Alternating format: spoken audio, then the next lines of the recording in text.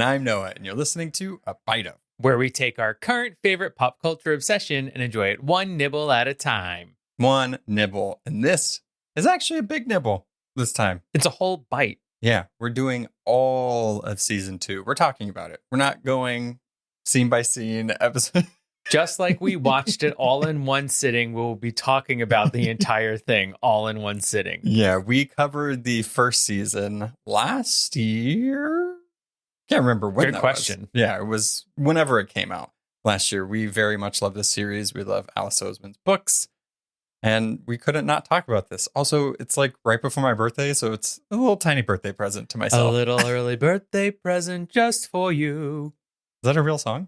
Nope. I Okay. just made it up right now. It's a real song now. I just created it.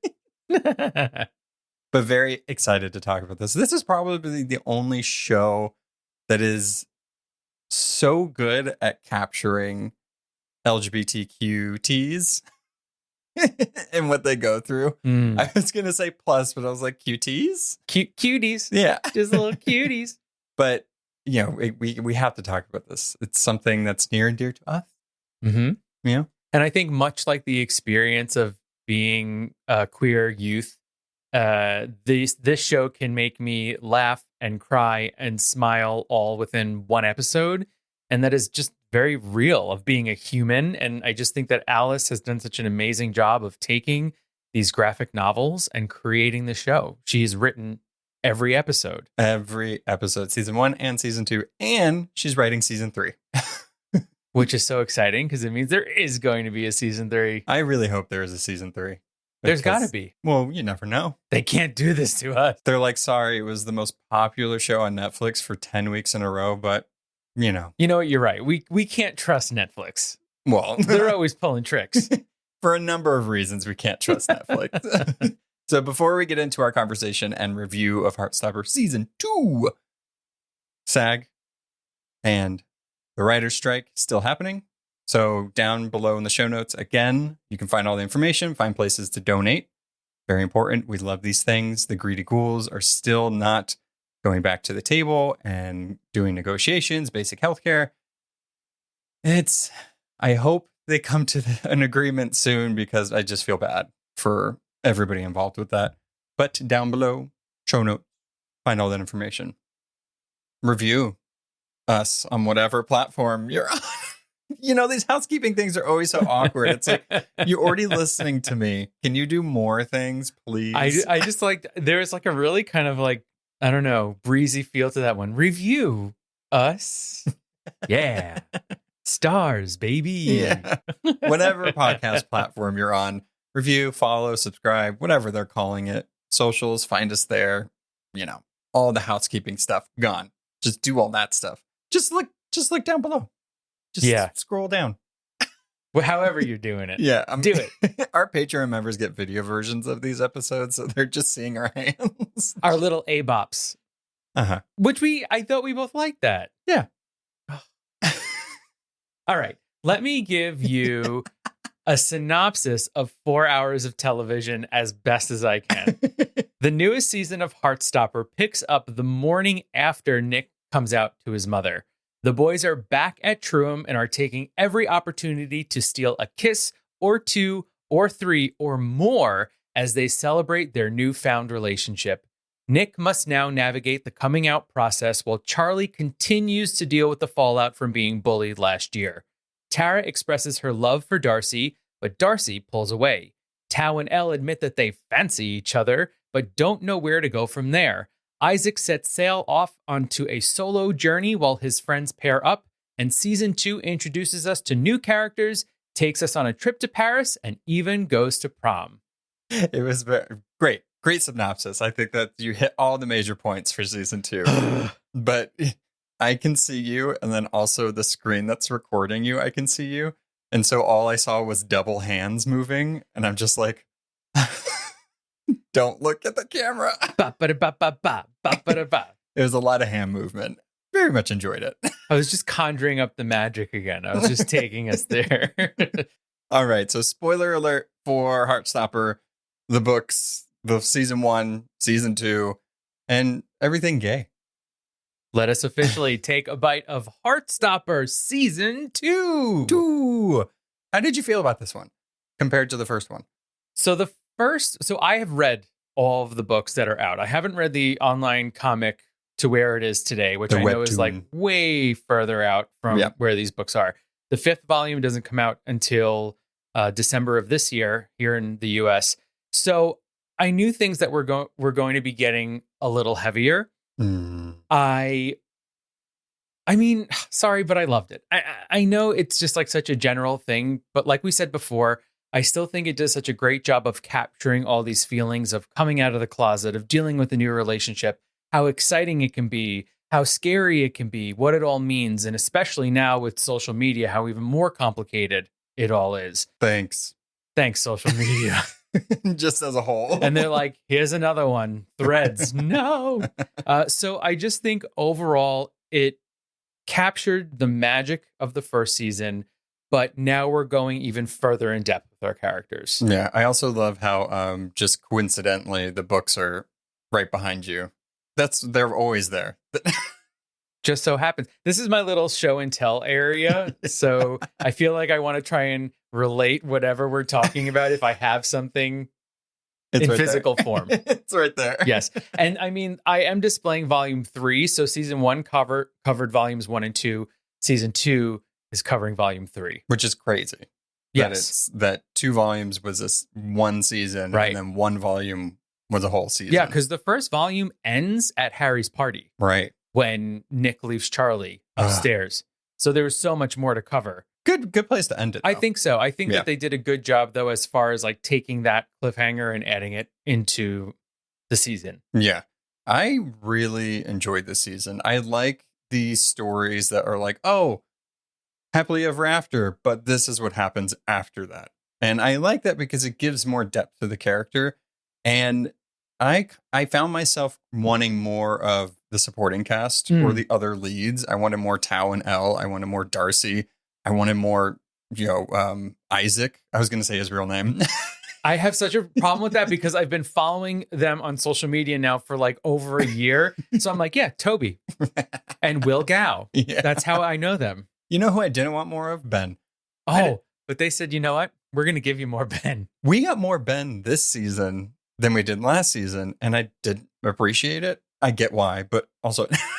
What's so funny, though, is that apparently Sebastian Bash in real life is just like the nicest guy on earth. I don't care. He just has that face of a villain, I think. He could be the nicest person in the world. He still has that face. He's always just like creeping behind someone, getting ready to say something awful. But I really enjoyed the season. I like that it went more into the characters themselves and not about the relationship. And a lot of the first season was about, Nick kind of finding his sexuality and what that means. Because for a lot of the first season, he thought he was gay or questioning it because he took the "Are you gay?" quiz, which we've all done. You got to take that quiz. You're actually not part of the LGBTQIA plus community if you haven't taken one of those quizzes. That's where you get the card. They mail it to you after that. And once you get the results, it comes in the mail. And then a copy of the gay agenda. And that's how we get it. Which is top secret. So season 3, they're going to talk about it. But and then now this season, he's fully like, I'm bisexual, which is great. And I love that this story particularly, especially with a male character, they're not doing the bi erasure, right? Because a lot of times I feel like in media, if somebody's bi, it's typically a woman and it's not seen as a sexuality or anything. It's just like, oh, they're just fun and they just want to like get with everybody. And typically when it's a boy, they just call him gay. They're like, you're gay, you're gay. And something in the show that I really like they did was like, oh, I didn't know you're gay. And he's like, well, I'm bisexual, actually. Right. And I like that they kept reminding people like, there are bisexual people.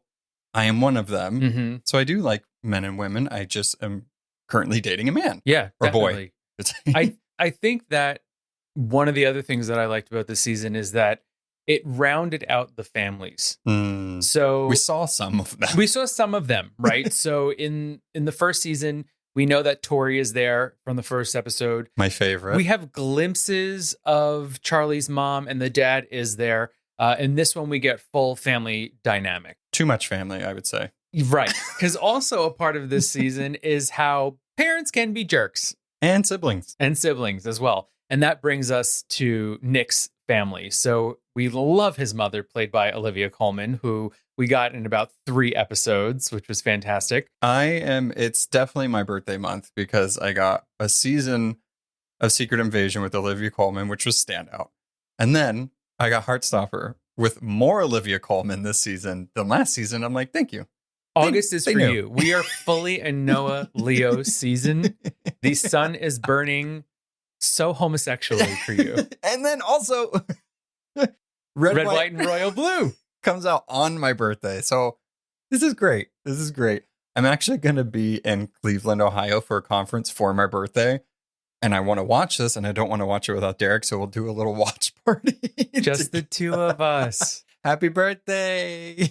I'm going to eat your birthday cake by myself. On FaceTime. Yeah, exactly. Describe it. Yes, but Nicole Kidman, every time I'm like just not thinking about and trying to say Olivia Colman's name, Nicole Kidman. I was so confused just now. Out of nowhere, you saying Nicole Kidman. Definitely not the mom. No. I'm glad. No. Next season, though, she'll be coming. Yeah. But then probably, we thought that Ben was a jerk. We thought, Harry was a jerk. We thought Ben was a jerk. I'm sorry. We thought that they were the biggest jerks. Okay. But then we meet Nick's older brother. Ugh. And then we meet Nick's father. Yeah. I really like that they did. It's important to know these characters by knowing where they came from and their family, especially if they're there. Seeing Nick's family, I loved that it was just him and his mom. I thought it was just him and his mom. Just drinking tea in their cozy little house. And then this stupid brat of an older brother comes. The worst. I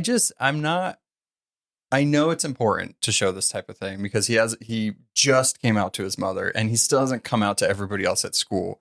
And so a whole point of this season is Nick coming out as bisexual to people in ways that he can control and ways that he can't control, and throw in a douchey older brother that apparently doesn't like to knock, goes into his room when he's not there, and just will blatantly tell the table about your business. And it's hard to watch, but it is something that happens all the time. Yeah. People outing them because of insecurities, because they suck themselves, or just because they're awful people. Douchey David. Ugh. I mean, when you're tallying up those things that you say, I think it just equals that he's a jackass. Right. And Nick can live happily and freely when his brother isn't at home. But when he comes back, he just kind of rears his ugly head.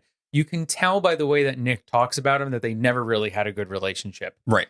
I do think in that family scene, right? So there is a scene where Olivia Colman welcomes Charlie's family over and they all have dinner together. We see how protective Tori is of Charlie. So protective. I love her. She is my favorite character aside from the LGBT cuties.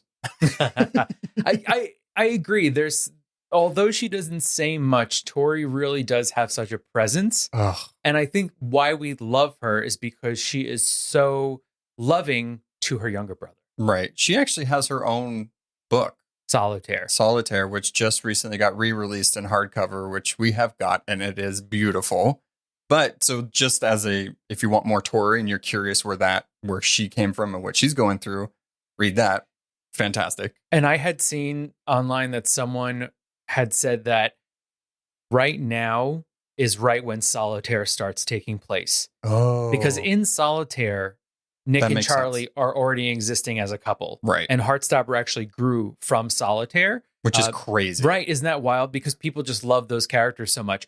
So you can see in this that Tori is going through something, but we don't know what it is. And that story plays out in Solitaire. And I would love it if they made a spinoff or an episode or two just about Tori and what she's going through. There is something to be said about some of her scenes because, in this season particularly, you get to see that she's emoting some type of emotion, but it doesn't necessarily fit with the scene, or you kind of like find her in a situation and it seems like she's either crying or whatever. So there is something more to that character. And I hope they do dive into her a little bit, because it would be weird for them to kind of hint at that but then not show anything. Because in this season, we not only got, struggles of being a queer person and coming out or stuff like that, but we also get to see more mental health and more kind of just other issues that people go through regardless if they're queer or not. Mm-hmm. And I think that for our characters who we really got, I don't know, it's like the characters who we got a solid sense of in the first season, we're now moving on to a next layer. Right. For all of them.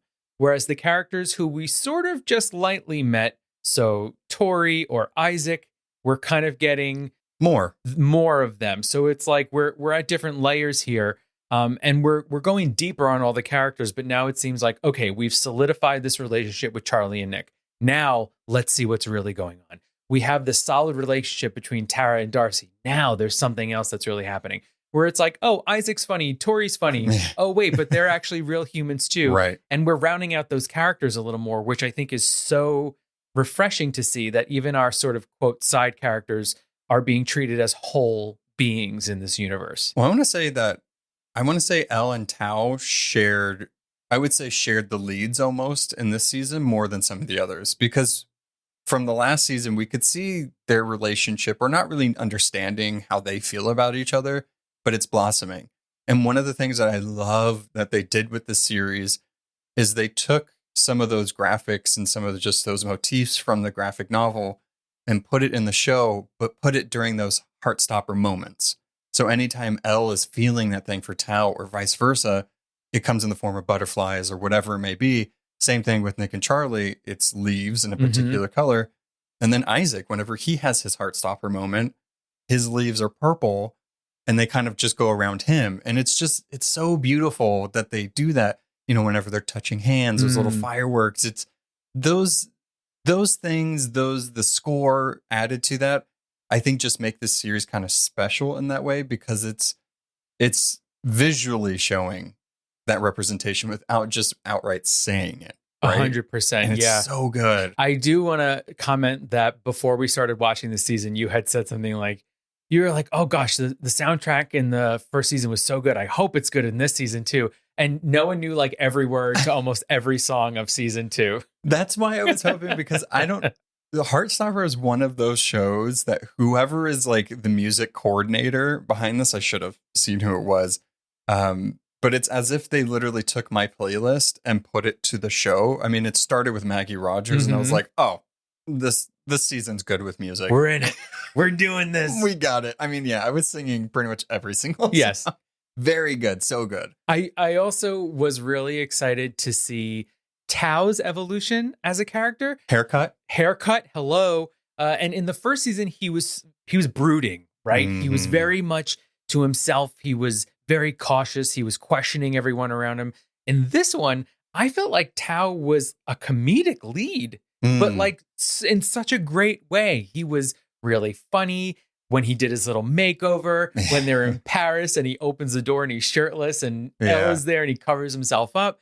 He was just really, really funny. And I feel like Will Gao was able to bring that out in this character. Yeah, the first one was much more, whenever your best friend gets into a relationship and you kind of get away from your friends a little bit, it's normal. It happens, especially in high school. This one, they're all together, and also putting them in a hotel room in Paris in a foreign place, they get to be together a little more. And in situations we wouldn't really see in school. That one, that scene right before Elle sees him shirtless and in his boxers, when Nick gives Charlie a hickey and he goes into the bathroom and they're talking about it, and then Tao just comes in there and he just lays them out with like, what is that? And he just scolds them like a parent. It's my favorite. That was my favorite Tao moment. He's got to watch those young men. Although we were both just so flabbergasted by the point that like freaking Tao took one bed, Isaac took the other, meaning that Nick and Charlie couldn't sleep together. So mean. So mean. Selfish high school boys. I mean, they did get their moments of cuddling and sleeping together. Oh, yeah. So sweet. Which was sweet. But as soon as they were like, oh, I don't want to be with the sun, I want to be here. I'm like, you know what? You guys, not good friends. Yes. When they're getting ready to go on this trip to Paris, the teachers, one of them is a new character, Mr. Farouk. they're like, and no boys and girls can room together, and all the queer kids are at a table, like, not a problem. I think I literally said to you, I was like, one of the perks about being gay is that sleepovers are much more fun. Exactly.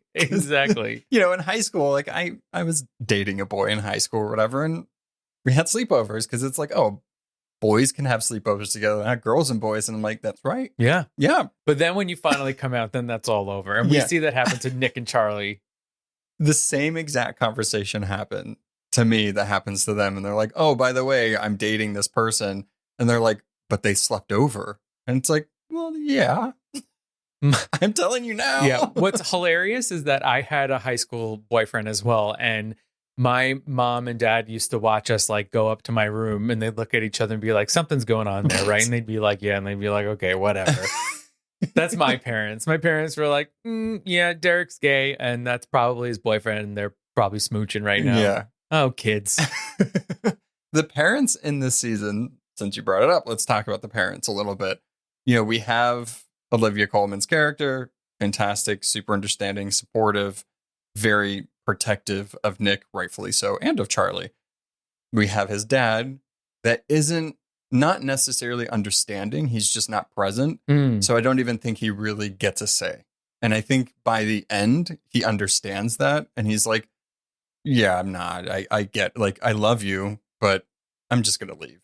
Which good. Like, go, like, if you're not going to take the extra step to even get to know your kids or be involved in there because you're so busy, go away. That's definitely one of the heartbreaking moments in this, because Nick is wanting to have a relationship with his father. Of course. And when his dad basically blows them off in Paris and then is there sitting at the table when he's visiting again and is still not that attached to his son, Nick finally has to realize, like, it's not going to be what I want it to be. And also, it doesn't matter. Like, why should I be scared to tell them who I am if they don't even know who I am? Like, and they don't care, which I think is valid. And then we also get this thing. So we didn't see Nick's mom too much in the first season. And in this one, we get the sense that she's very much like, I love you, but I don't agree with what you're doing. Like, almost like, I don't agree with your lifestyle.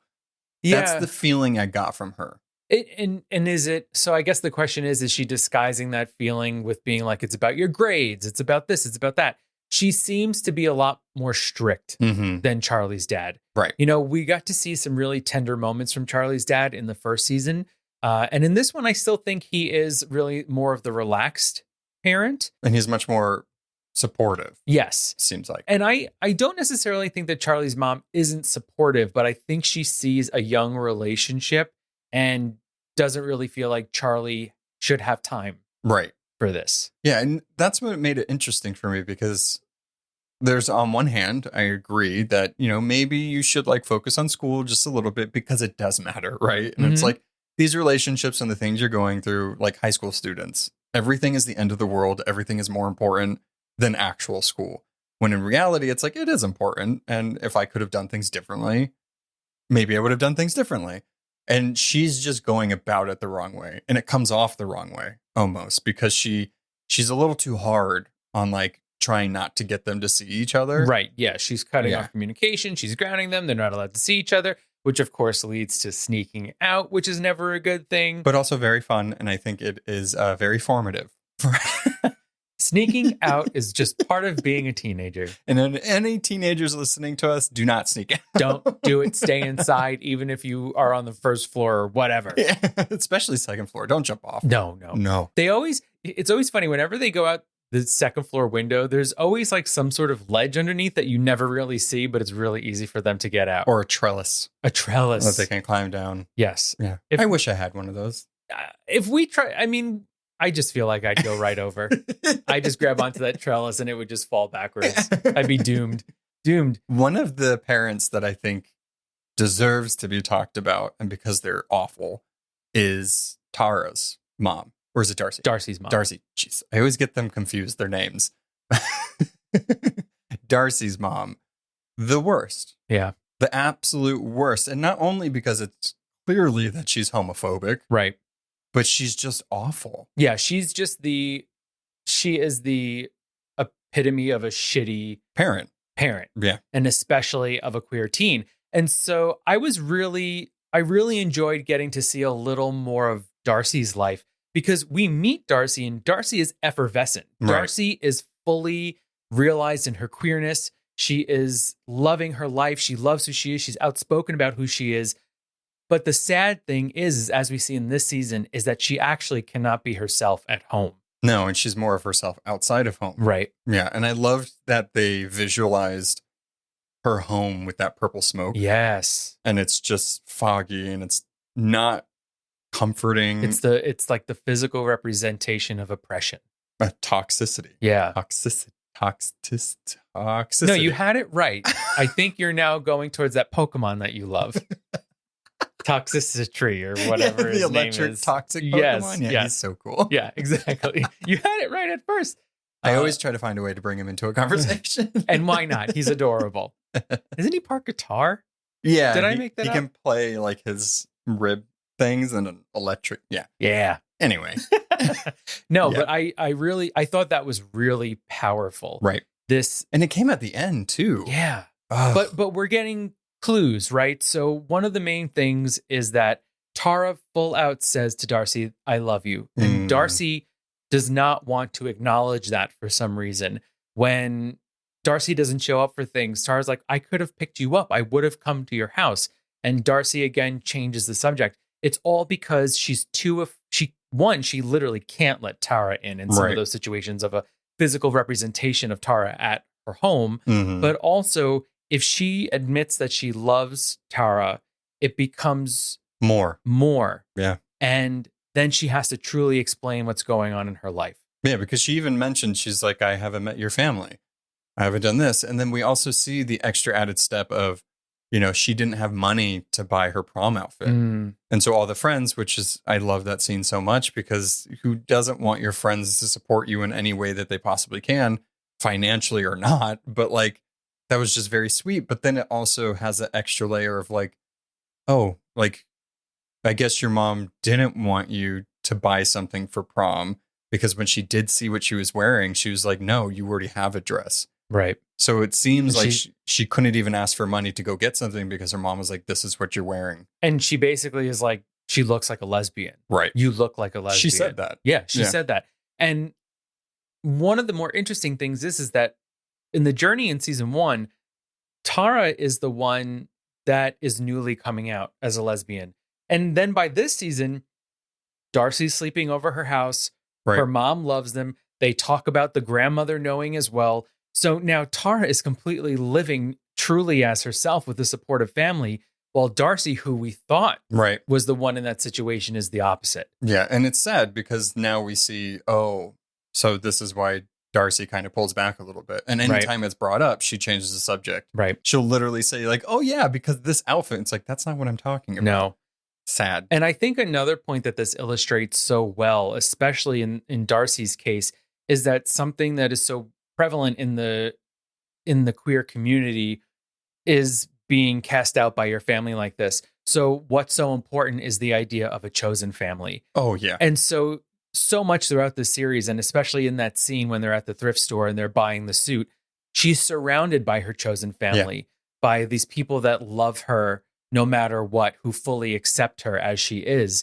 And so they don't have to outright say, you all are my chosen family, but we can see that, and we can see how important it is for queer kids and queer people of all ages to have that chosen family. And it's something to be said too about how having to closet yourself every time you go to that supposed supportive and safe place, which is the home. When you know that you're not going to be able to be yourself, or just say like, oh, this is my girlfriend or boyfriend, or this is my partner or whatever, it's hard. It's very hard. And chosen family is very important. And making sure that you have a good chosen family that is supportive of you is also very important.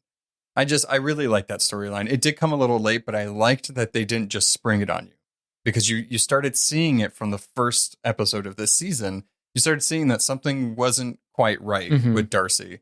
But, hopefully in the next season, it's a little better for her. Right. Having told Tara about what her family life is like, because now she's understanding.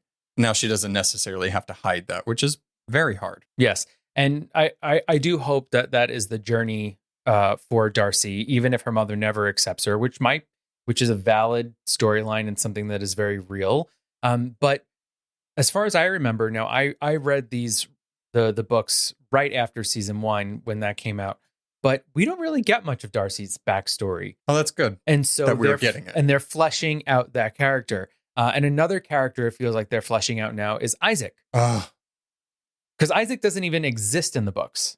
That one is insane. And two, his moments, there's two particular moments in this season where I actually got teary from his stories as opposed to some of the other moments, right? I just didn't expect that powerful of a story from this character that doesn't really seem to get a lot of screen time, but is always there.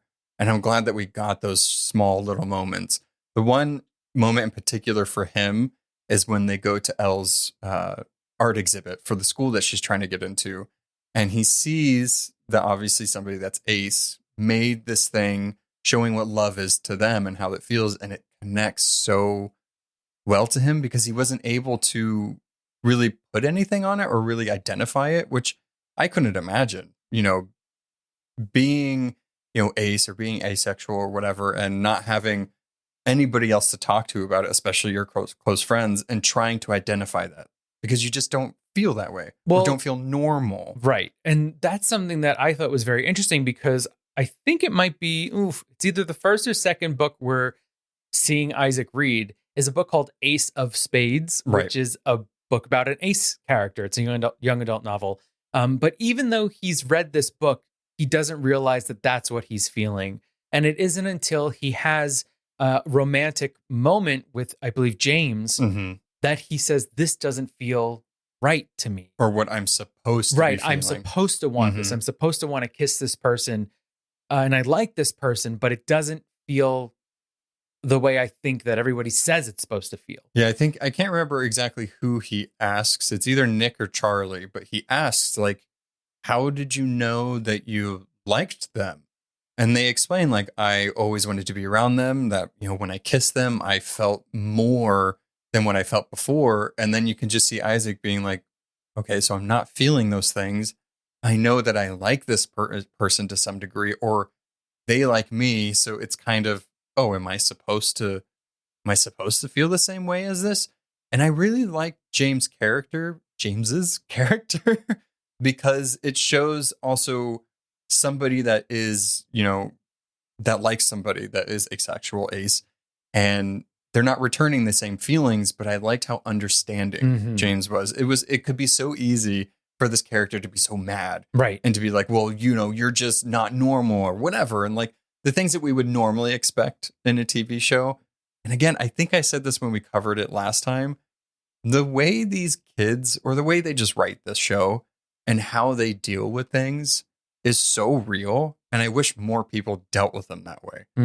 And it's always from a place of love or trying to understand. Well, I feel like this is a playbook of how you should lead your life. Right. It's like if your child comes out to you, like Nick and his mother, you say, thank you so much for telling me I love you so much. Right. And then do your own research. Sure. Right. but that's the response. Right. And even this with James and Isaac, or even with Imogen and Nick, it's just saying, thank you for telling me I love you. Do you want a hug? What can I do for you to support you? Right. It's so easy in life to internalize things and get caught up in things. But when a person is coming to you and is being honest and real with you, listen to what they're saying. Right. So watch Heartstopper, write down all these things, and you'll be good to go. Yeah. There's a few people I want to send this to and be like, can you please watch this? Just look, it's just a couple hours, one sitting. That's what we did for both seasons. We literally watched it in one sitting. And I hate that we do that, but it's just that good. And it's so easy to do. So easy. So look, this is like the weird thing that I'm going with right now. So I've seen season 1 twice, right? And now I've seen season 2 once. Right. I want to watch it all together again, but I don't want it to be imbalanced. So I have to watch season 2 one more time. And then watch it all the way through? Watch it all the way through. Well, I'm going to be gone for a week. So I got my week planned, Yeah. baby. You have all the time to do that. Not that I don't want to, but like I can't do that before I leave. So I just want it to be even Steven. But again, another character we see more of is, oh, wait a minute. You said there were 2 Isaac moments. What was the second one? The second one was when he goes and talks to James at the bookshop that he works at, which I love.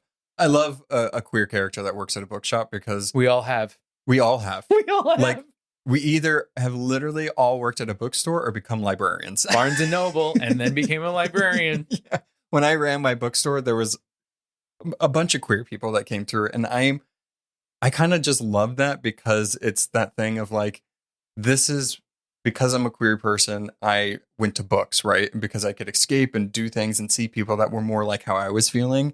And so it just kind of draws those people to them. I don't know. I'm sure there's a whole thing on this, but like, I just love that. I love that he worked at a bookstore. I don't know why. But the thing that made me teary is, Isaac, who is very soft-spoken and doesn't really say much and doesn't seem like he really wants to be the center of attention.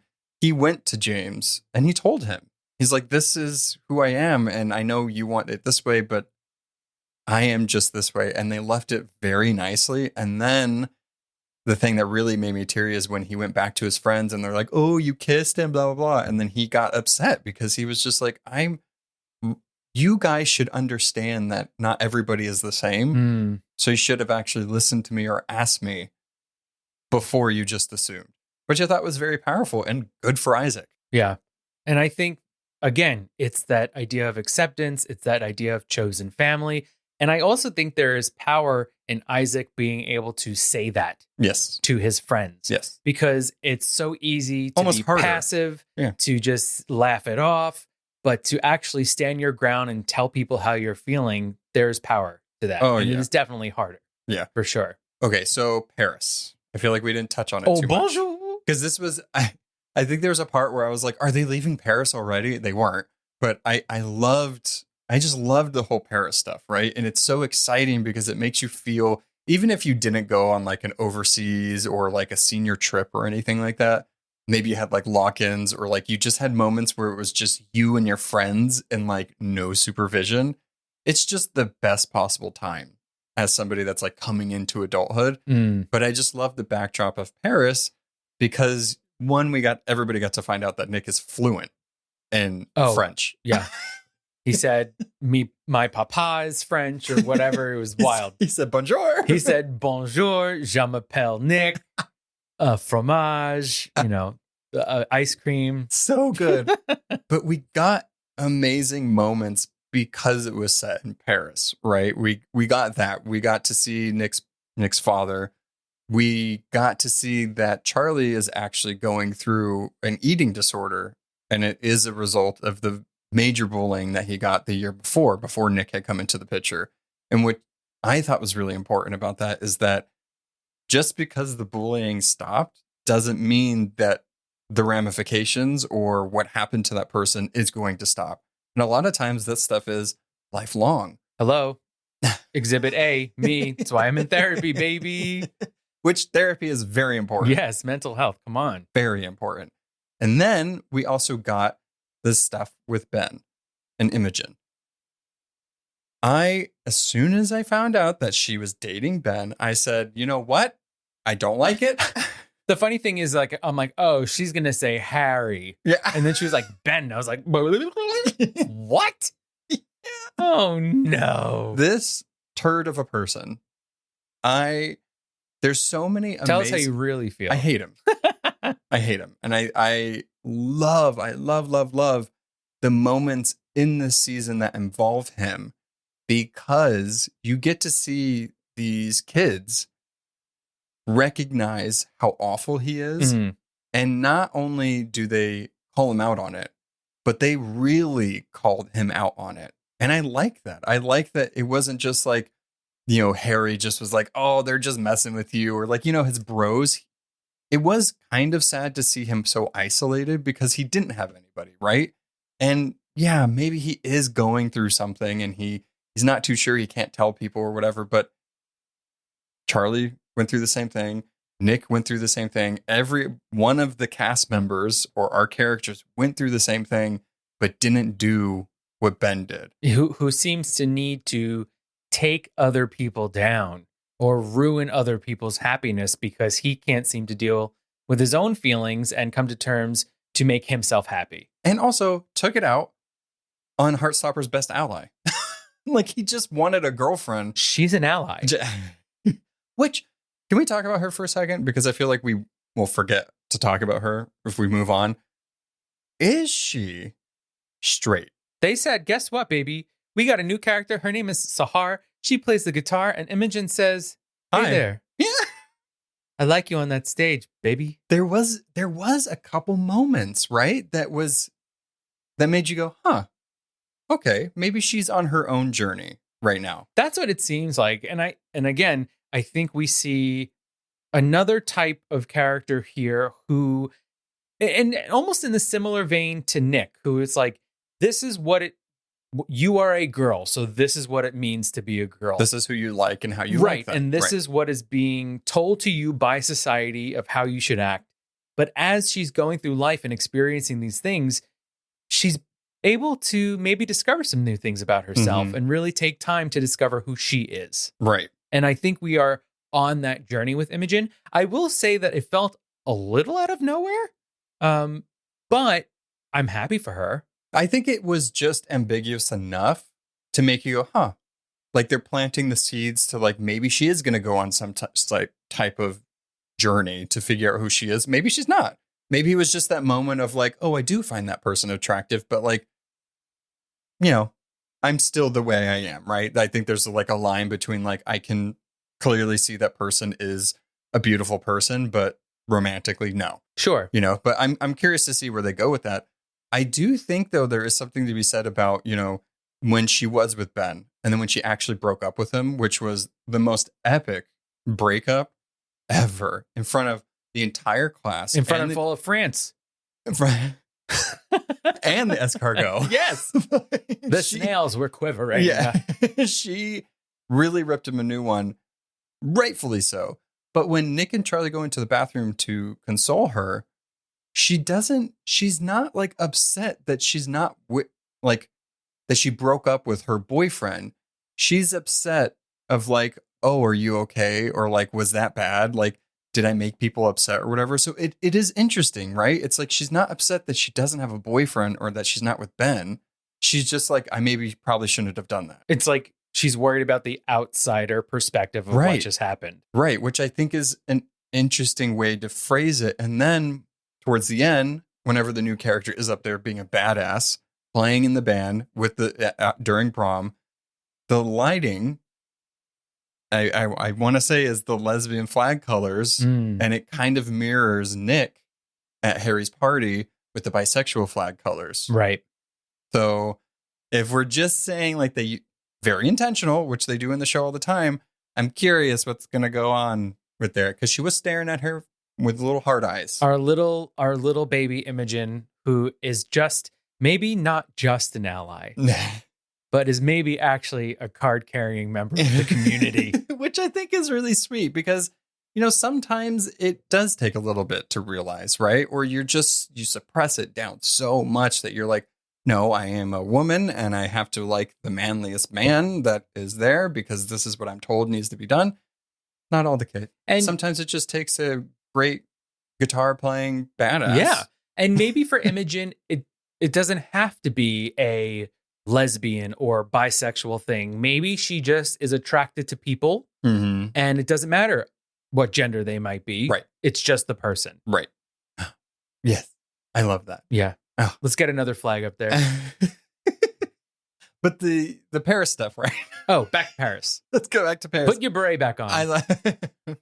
I do like the Louvre stuff, right? It's not too often that we really get stuff in the Louvre.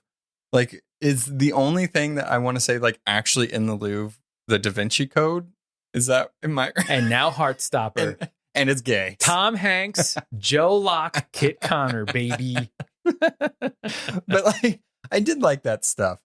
I think they did a really good job of balancing everybody in this show, because not only during the Paris stuff do we get to see really intense moments with Nick and Charlie, but we get to see Elle and Tao finally getting over themselves and just loving each other Mm. and not trying to make it work because, scared that the friendship is blah, blah, blah. Tao's trying too hard, which was hilarious. Because this is what a boyfriend is supposed to be. This is what I'm supposed to do for them. Guys, everybody saw Barbie. You do not have to be stereotypical. You don't have to do what You are people- Knuff. Yes. Okay? But they so sweet. I don't want anything ever to happen to Tao and Elle because, Nick and Charlie, fantastic. I love them as a couple. But Elle and Tao, I love them. And I'm so excited. much. I'm also excited for Elle on her new journey of going to this school where she can be surrounded with people who have experienced the exact same thing that she has experienced and also be able to express herself creatively. Which is very important. Yes, absolutely. So she's going to be able to find another group of people that she can turn to. I mean, it is sort of sad for Tao, but Tao is being fully supportive in this move for Elle. It's not that far. I think for kids, it's probably far. An but, hour. That's forever. It takes me an hour just to go to the grocery store. It is true. It is a big, our Starbucks is not very close. So it could take about 40 minutes if we really want Starbucks. It's not too far, but I hope that they will be fine. And I'm not exactly too sure. Do you know when she goes to the school? The way that they're making it seem is that there's Next year, right? Right. So it's a year of her last, I don't know how they do grades in England. They have maths. High school. Yeah. I don't know. Year. I don't know, whatever the year is. So her last year of quote high school will be at this school, which then leads into her going to university there. Right. As well. So it's going to be now. She's going to be leaving the group, I guess, soon after this summer break. Oh my God. Before we wrap this up and do our final, whatever, we have to talk about Mr. Farouk and the art teacher from season 1. I loved that he got more screen time. Everybody, surprising enough, got more screen time this season than last season. I think last season we really needed to get to fall in love with Nick and Charlie. Yeah. Yeah. This one, it's okay, Nick and Charlie, they're going to have their things that they're going through. But to make this feel like a living, breathing world, you have to know these other people. And why not get to know some of the teachers a little bit? Absolutely. We found out Coach Singh, lesbian. Have the daughter, amazing. Love it. Which I'm thank God, because she caught them kissing. Yeah. Which, been there, done that. Oh my. Coach caught me in the person I was dating at the Ooh time. la la. Mm-hmm. Did not turn out that way. Well, Texas, right? Not the same. Texas. And then Farouk and the art teacher, what is his name? Mr. J? Mr. Ajayi. Ajay. Mm-hmm. Oh, do they call him Mr. J though? I don't know. Maybe their accents are making me think it's just J. Anyway, they're so cute. So cute. So cute. And again, right, we see these levels of people's different journeys, right? Because Mr. Farouk says to him, I didn't come out until I was in my 20s. So I didn't get to have those sneaking around high school years. Right. So it's, again, a different stage of life, a different experience, and what it means when those different people come together. When you get your Heartstopper moment. And they do. I hated him. In Paris. I hated him in the beginning. They did a little bait and switch. I was very vocal about how much I hated him. And I think it was driving Derek crazy. But I was just this dude, what is your problem? That is you know what? That is the magic of not having read it. Right. Yeah. Right? Because I've read it. So I'm oh, but he's gay and they're going to smooch. And you're this guy's the worst. Yeah. I'm he is awful. Get out of here. What are you doing? What? Shoo. Boo, scare. Quit yelling at Nick. You're being Umbridge level, ridiculous. Not a fan of that. But it was very cute. I love that. I don't know if they're going to be serious or not, but they're going to give it a try. And I like that. I feel all relationships in the Heartstopper universe are serious. Oh, yeah. They're all long-term and forever. Because even though they're dealing with real things that are happening, I feel no matter what, it is the wholesome sweetness of people finding each other and creating a relationship together. 100%. Is there anything that we missed that you want to make sure to talk about before we give our final thoughts? Oh my gosh, there's an entire season of things. Yeah. I mean, I feel we hit on pretty much everybody. I don't think there's a single person we didn't talk about. I mean, there was that moment with Harry where he tried to Right. And Nick's 3 friends who are basically have known the entire time and just wish that he would be comfortable with them. I did love Nick's evolution of really coming to fully accept himself and is posting things on social media about how much he loves Charlie. It's very sweet. He's bi, actually. Yeah. So it's very sweet. It's very adorable. Yeah. Harry, I still don't like, but it's fine. No. I don't like when he tried to be like, I'm not homophobic. Let me in the party. It's like, I don't believe you. If you were an ally, you would say you're an ally. Yeah. Right. Imogen. Exactly. I did like that they slammed the door in his face. One of the moments that I definitely want to talk about before we wrap it up is when Charlie did confront Ben, and he did it on his own, even though Nick was still there, but he confronted him. And I loved that he didn't accept his apology. I don't give a shit on why you are apologizing. Great. Tell me whatever you want to say, but I don't have to forgive you. I don't have to forgive you, especially to make you feel better. And there's really no excuse that you can say on why you did what you did to make it okay. And I love that he said that. He said all of that to Ben. It was very powerful. It was that moment of like, yeah, that's a very healthy thing to do. And I think more people should be that way, right? It's like, I just apologize to me because you want to apologize. But I don't have to accept it. Right. And I don't have to forgive you. The damage you have done cannot be still cleaned. Dealing with the it. slate cannot be cleaned just because you're ready to say you're sorry. Right. You've done some really horrible things to me, and you need to live with that. And not only like did you do horrible things, you continued to do horrible things. So it's like, nah, I don't believe you. Oh, you're leaving schools? Bye. See you never. Like, this is why you wanted to talk to me? Okay. Bye, Ben. It would have been a great surprise to come back to school and you weren't there. Yay! We defeated him. I do think that Charlie has an interesting journey ahead of him. We see that Nick and Charlie are really fully falling in love and are getting closer and closer. But, you know, there's that honeymoon stage where all you want to do is be with that person and you're just experiencing them at pure joy and love. Life isn't there yet. Right. And then when things start to settle down, when you get a little more concrete in your feelings and being with each other, you really start to see that person that's sitting across from you. And we see that with Nick noticing Charlie and really taking in what he's been going through and watching how he's not eating. And even when he's trying to offer him things, he's not taking him up on it. And so now Nick is worried about Charlie. And I think that Charlie is going to have a lot more to go through. Right. I do love how supportive Nick is.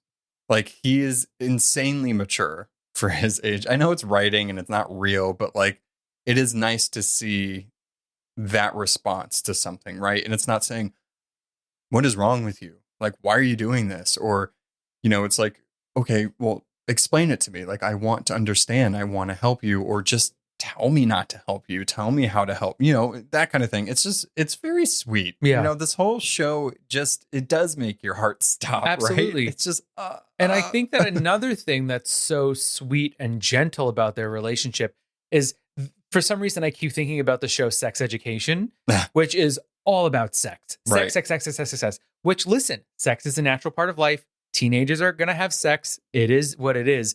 But I do love here where Nick can turn to Charlie and say, I want to keep kissing you, but I'm not ready to go past that. Right. It's like, I want to, but I don't think right now is the right time. And again, Charlie is able to look at him and say, that's totally fine. Yeah. And they still love each other. Imagine. Right?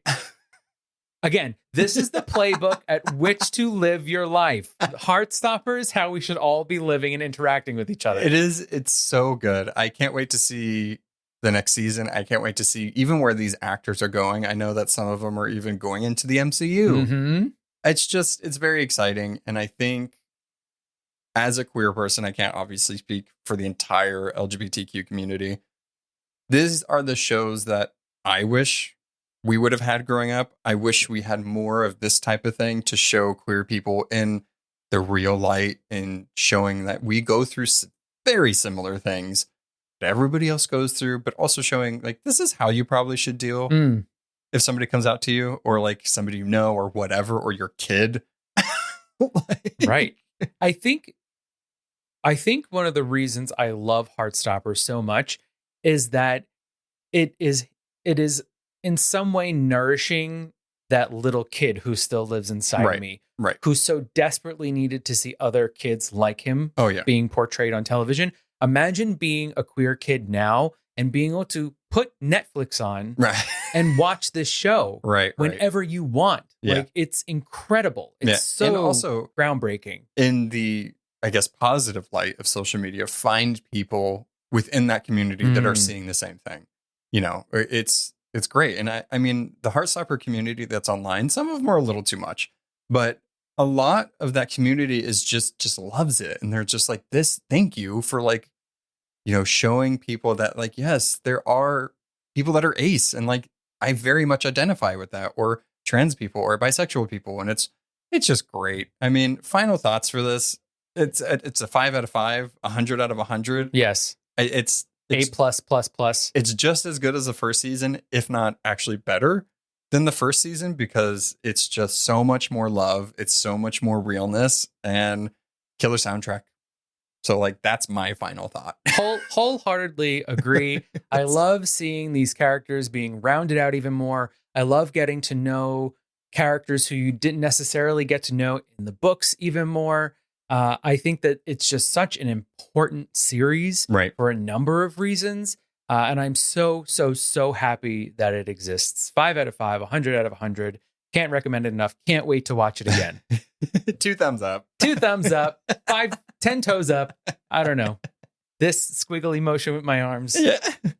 How excited I am. So that's Heartstopper season 2. I mean, all the stuff we loved about it. Yeah, please let us know. Comment below if there's anything that we missed. If you have any hot takes, if you want to share your joy about the series, I would love to hear it. What was your favorite Heartstopper moment in season 2? I want to know. Let us know. Yeah. Go Discord. Add us. Clickety clack clack on those keys. Send us a letter. Maybe an emoji. Yeah. Something. All right. Till next time. Bye. Bye. Thanks for listening to A Bite of. Artwork and editing by our own Noah. Be sure to follow us on Instagram and Twitter at A Bite of Pod, and on Facebook at A Bite of. If you have any questions, recommendations, or just want to say hi, you can contact us on abiteofpod.com. Please be sure to subscribe, rate, and review to spread the word. See you next time on A Bite of. Bye.